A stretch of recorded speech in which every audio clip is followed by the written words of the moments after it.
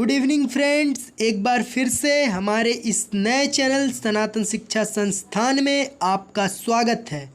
आज मैं आप लोगों को भूगोल से जुड़े एक विशेष घाटी को बहुत ही सहज माध्यम से समझाने का प्रयत्न करूंगा। तो आज का हमारा विषय है ब्लाइंड वैली अर्थात अंधी घाटी, जो कि अक्सर ही परीक्षाओं में पूछे जाते हैं। तो अब चलिए हम चलते हैं अपने विषय की ओर।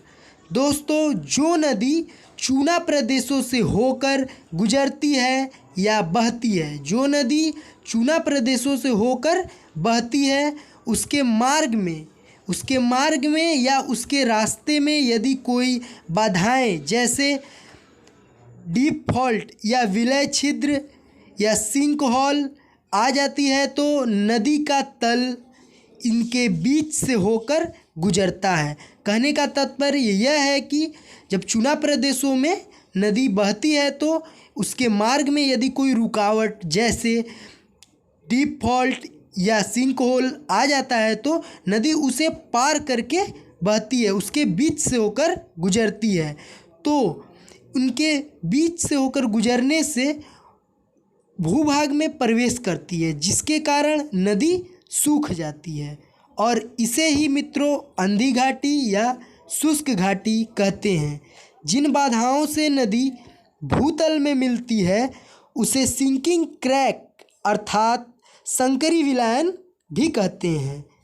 प्रसिद्ध भूगोलविद डेविस का भी मानना है कि जब पोलियो का निर्माण अपरदन के कारण होता है तो इस घाटी का भी निर्माण ऐसे ही होता होगा।